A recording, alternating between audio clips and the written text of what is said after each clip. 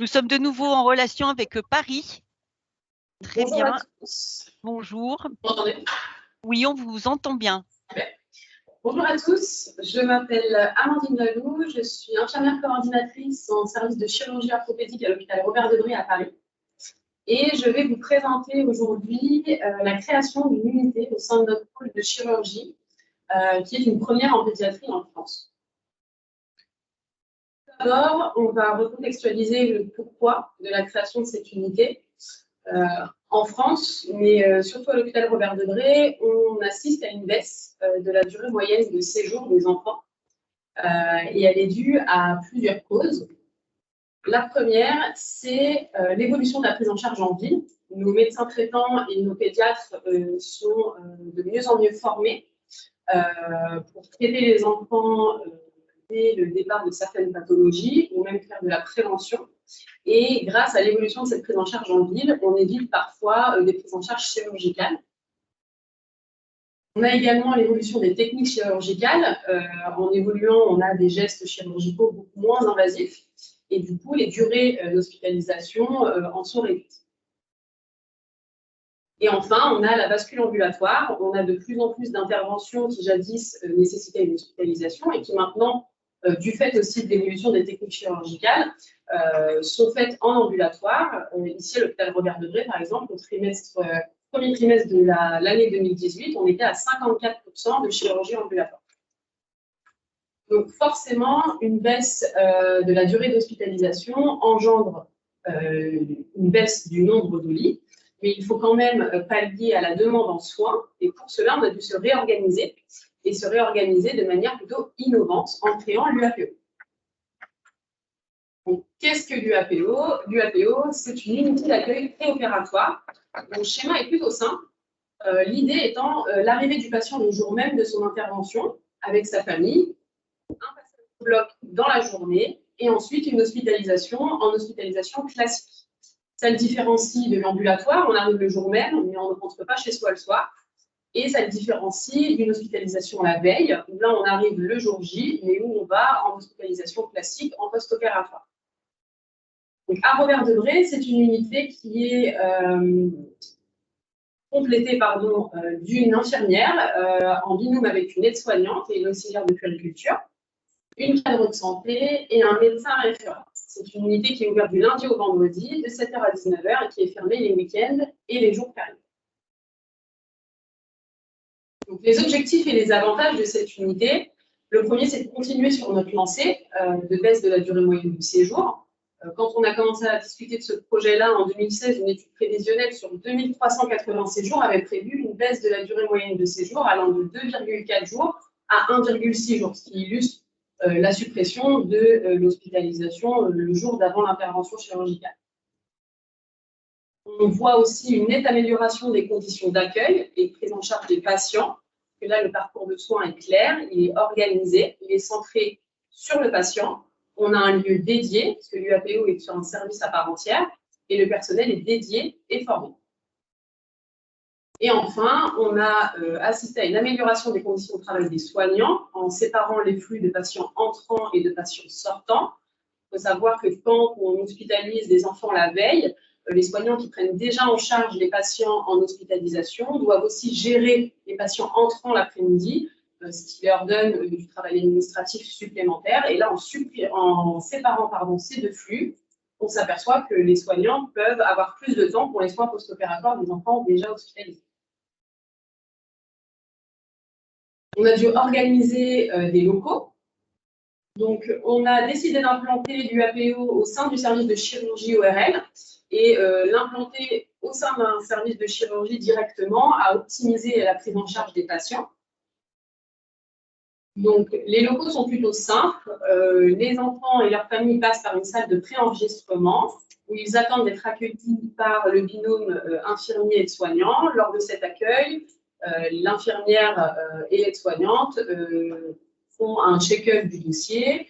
Ils vérifient que les autorisations sont bien présentes, que l'enfant est bien à jeun. Ils vérifient la propreté du patient en préopératoire et si l'enfant nécessite des soins préopératoires, il passe par la salle de soins comme des bilans sang préopératoires ou des analyses d'urine, par exemple. Et ensuite, ils sont dirigés vers une salle d'attente. Alors, on a décidé de séparer les salles d'attente en 3 et de les organiser en fonction de l'âge de l'enfant. Donc, on a une salle d'attente préopératoire dédiée aux bébés de moins de 2 ans qui, eux, sont en berceau. Et ensuite, on a 2 salles d'attente préopératoires, une pour les enfants entre 3 et 10 ans et une plutôt pour les adolescents. Je vous ai mis une photo de l'accueil et de la salle de préenregistrement où sont accueillis les enfants et leurs familles. Des photos de l'attente préopératoire. De la salle d'attente préopératoire pour les bébés. Et de la salle de soins.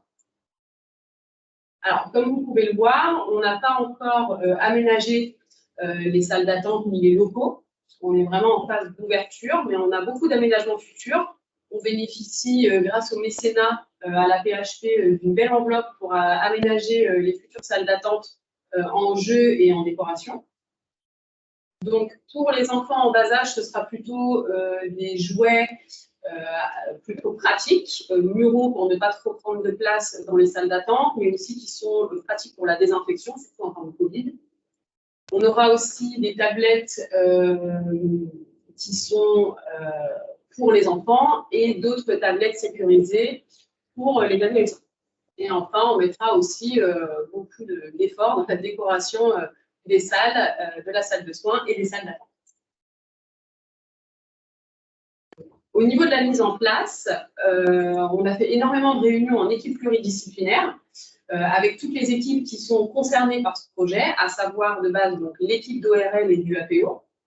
On a dû aussi faire participer les équipes du bloc opératoire, les différentes équipes de chirurgie qui, elles, vont accueillir les enfants en post-opératoire, les équipes de brancardage, parce qu'on va voir qu'au niveau du brancardage, on a dû mettre en place des choses intéressantes, les cadres de santé du pôle de chirurgie et les chirurgiens pédiatres. De ces réunions sont sortis plusieurs axes de travail et plusieurs travaux, notamment l'élaboration d'une checklist d'appel aux parents. Les parents sont appelés 1 à 2 jours avant leur arrivée le jour J à l'hôpital et on a besoin de checker avec eux plusieurs points importants, notamment leur rappeler l'heure de jeûne de leur enfant, leur heure d'arrivée à l'hôpital, leur rappeler qu'il faut bien signer les autorisations d'opérer, savoir si l'enfant a été malade, s'ils ont bien fait la PCR pour le Covid, etc. On a mis en place également une planification de soins à la semaine parce que ce sont des soignants qui travaillent en 12 heures et étant ouvert du lundi au vendredi, on n'a pas les mêmes soignants tous les jours, donc ça permet de savoir qui fait quoi et d'avoir une bonne organisation. On a dû aussi réorganiser les règles de programmation au bloc opératoire en partant du principe que tous les enfants peuvent être éligibles à l'UAPO en l'absence de contre-indication, j'y reviendrai tout à l'heure. On a renforcé également les interactions avec le bloc opératoire. On a réorganisé le brancardage avec la mise en place de la descente à pied des enfants au bloc. C'est-à-dire qu'à l'UAPO, les enfants marchants descendent à pied accompagnés d'un brancardier. Seuls les bébés descendent en berceau. Le parcours patient est plutôt simple. Vous allez voir un chirurgien pour faire consulter votre enfant qui a un souci. Le chirurgien pose l'indication chirurgicale. À ce moment-là, il valide l'hospitalisation via l'UAPO s'il n'y voit aucune contre-indication. Ensuite, la programmation pour le bloc est faite dans le logiciel où on programme l'enfant en UAPO. La consultation d'anesthésie qui a lieu 1 à 2 mois avant le bloc est un peu le dernier checkpoint pour vérifier que l'enfant est bien éligible à l'UAPO et qu'il ne présente pas de contre-indication. À l'heure actuelle, on a plusieurs contre-indications, par exemple les bébés de moins de 3 mois qui nécessitent une perfusion en préopératoire. On a également des enfants porteurs de certaines pathologies, comme le diabète insulino-dépendant, les enfants drépanocytaires, les enfants ayant des pathologies cardiaques nécessitant une prévention ossellaire, par exemple. Tous ces enfants-là ne sont pas encore pris en charge à l'UAPO, ce qui nécessite une hospitalisation la veille. On a également des contraintes organisationnelles de parents qui ne viennent pas forcément d'Île-de-France, qui viennent de province. Pour eux, l'UAPO est compliqué pour le moment. On a aussi les enfants porteurs de handicap qui pour l'instant ne font pas partie du projet, mais ça va faire partie de nos axes de développement.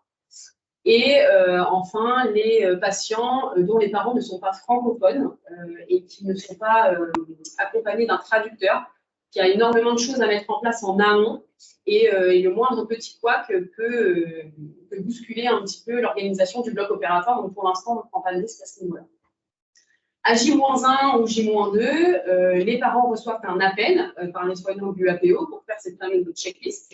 Et à J0, les patients sont accueillis à l'UAPO, l'intervention au bloc a lieu et ensuite les enfants vont en hospitalisation classique. Donc, je vous ai mis une photo de la descente à pied au bloc opératoire et l'attente des enfants sur les brancards d'attente à l'entrée du bloc. Donc forcément, depuis l'ouverture, on a dû faire un suivi de l'activité. Il faut savoir qu'on a ouvert en novembre 2020. On a accueilli depuis novembre 2020 290 patients avec une moyenne d'âge de 9 ans. Et on a dû faire du coup la comparaison entre les données attendues et ce qu'on a actuellement. Donc en prévisionnel, on espérait un gain de 5 lits par jour, avec idéalement un accueil de 5 à 6 patients par jour à l'UAPO. Actuellement, on est plutôt sur 2,6 patients accueillis à l'UAPO, ce qui nous fait un gain de 2 lits par jour. Donc, on va mettre en place plusieurs axes de développement pour arriver le plus proche possible des chiffres prévisionnels. Je vous ai mis un tableau du suivi des patients. Donc, sur la gauche, vous avez toutes les spécialités chirurgicales qui bénéficient du UAPO. Et sur les 4 premiers mois de 2021, alors on ne prendra pas en compte avril parce qu'il y a beaucoup de biais dû au confinement et à un petit peu de déprogrammation du bloc en France. Néanmoins, on voit sur les chiffres totaux qu'on a accueilli 39 patients au mois de janvier, 56 au mois de février et 75 au mois de mars. Donc on voit qu'on est quand même sur une bonne évolution, ce qui nous fait une moyenne de 2 patients par jour au mois de janvier, 2,8 au mois de février et 3,3 au mois de mars. On est sur une bonne dynamique, on n'est pas encore aux chiffres escomptés, mais on y arrive petit à petit. On s'est également posé la question de la satisfaction des parents de ce type d'unité. Il faut prendre deux choses en compte. La première, c'est que l'UAPO a bénéficié pour des parents venant principalement d'Île-de-France, mais en moyenne à un peu moins de 35 minutes pour venir à l'hôpital. Donc, c'est plutôt des parents qui sont proches de l'hôpital qui en ont bénéficié pour le moment. Et en termes d'attente, on est sur un temps assez long. On est sur une moyenne de temps d'attente de presque 4 heures. Ce qui est une volonté de notre part. Il faut savoir qu'un patient passant en première position est convoqué aux environs de 7h15 pour une descente au bloc, aux environs de 8h. Et nous convoquons le deuxième patient vers 7h30, 7h45, quelle que soit l'heure de son passage au bloc. Donc, quand c'est un patient qui passe après une opération qui n'est pas longue, c'est un patient qui attend très peu. Si par contre, le deuxième patient passe au bloc aux environs de midi, on le convoquera quand même à 7h30, 7h45, ce qui lui fera une attente assez conséquente. Mais en termes d'organisation au bloc opératoire, en faisant venir les patients la veille, on a une marge de manœuvre beaucoup plus grande en termes, si jamais il y a une erreur d'autorisation ou un problème de jeûne.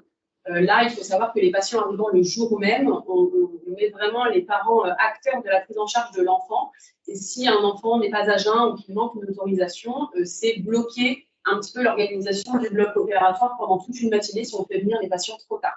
Donc, ça fait partie quand même des choses qui sont moins appréciées, l'attente, mais on va faire en sorte d'améliorer tout ça. Donc, sur 19 parents contactés, on est sur une moyenne de satisfaction à 8,2 sur 10, donc on est plutôt content. Et ça passe par plusieurs questions. L'appel est plutôt bien noté, il est très très bien accueilli par les parents. En règle générale, il faut savoir qu'un patient qui se fait opérer, la dernière personne avec qui il a contact au niveau de l'hôpital, c'est l'anesthésiste. La consultation d'anesthésie a lieu 1 à 2 mois avant le jour J. Et là, le fait d'avoir quelqu'un 48 heures avant l'intervention qui vous rappelle un petit peu tout ce qu'il faut faire, qui vous rassure, les parents ont beaucoup apprécié. L'accueil à l'UAPO aussi est très bien noté, donc j'en félicite mes collègues. L'attente, c'est ce qui est le moins bien noté, mais on a vu pourquoi tout à l'heure. La descente au bloc à pied est très bien vécue par les patients. les enfants trouvent, en tout cas, et même leurs parents, que la descente au bloc à pied est beaucoup moins anxiogène qu'en lit. Et enfin, malgré le fait qu'on n'ait pas encore fait de travaux de déco significatifs au sein du service, le service est plutôt bien noté, donc on est plutôt content. Donc pour conclure, on peut dire que c'est une organisation qui fonctionne en pédiatrie. Il faut savoir qu'en France, ça n'existe pas. C'est un système d'unité qui a beaucoup chez l'adulte et qu'on n'a pas encore testé chez l'enfant. Donc, ça fonctionne. L'enfant arrive, se fait opérer. Les patients et leurs familles sont globalement satisfaits par cette prise en charge. On est quand même conscient qu'il faut qu'on poursuive le développement de l'activité pour arriver aux chiffres prévisionnels et pourquoi pas les dépasser. Et pour cela, on a mis en place plusieurs axes et perspectives de développement de l'UAPO, notamment l'intégration dans le parcours de soins de l'UAPO des arthrodèses du rachis. Il faut savoir qu'on a une cohorte dans les patients porteurs de scoliose de pratiquement 200 patients par an. Et les intégrer à l'UAPO, ce serait booster le développement de l'UAPO, mais aussi améliorer le parcours de patients et scoliose.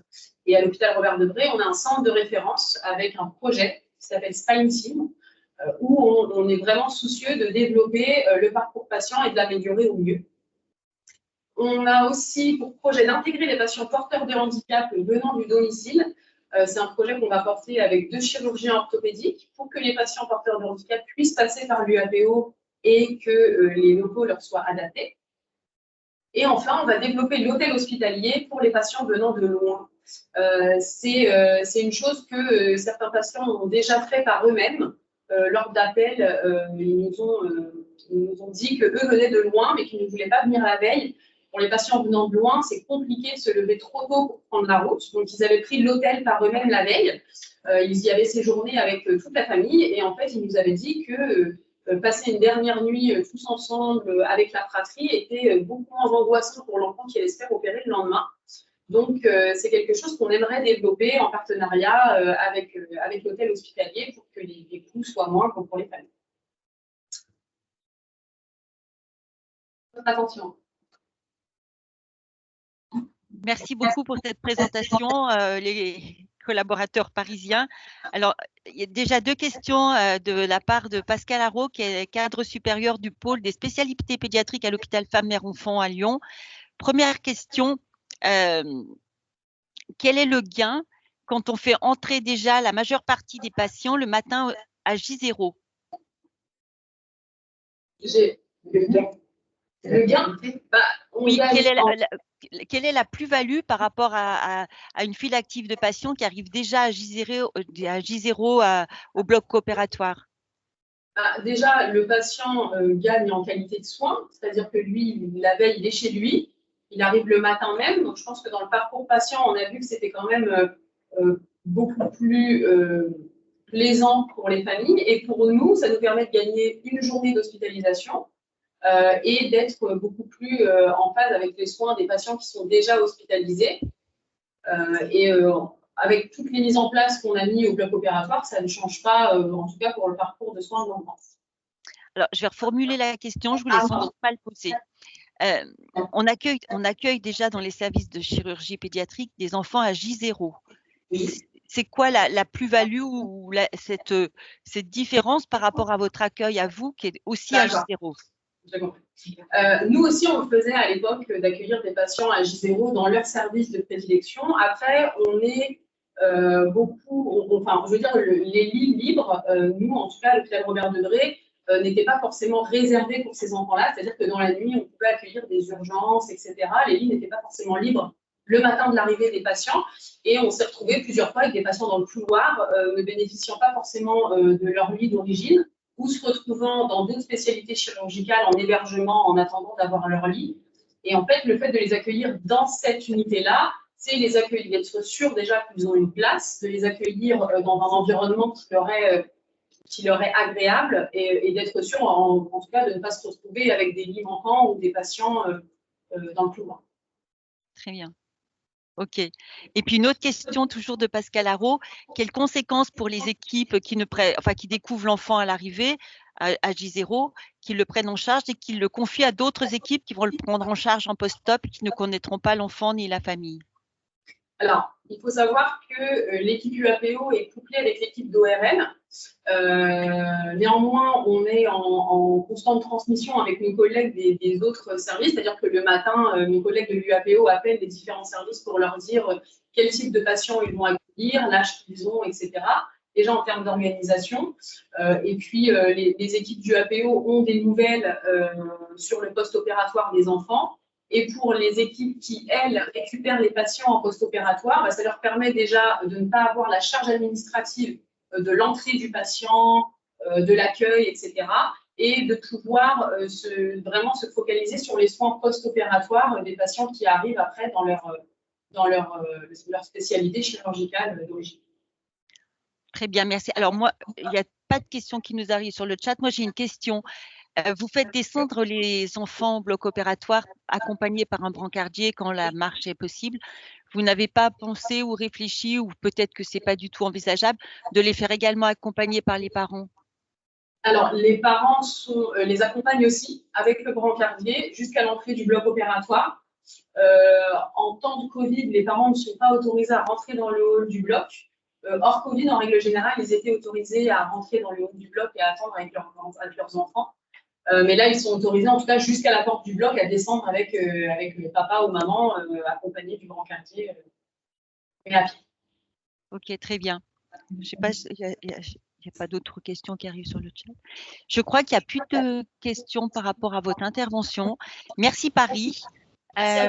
Robert Debré, merci pour votre participation active cet après-midi.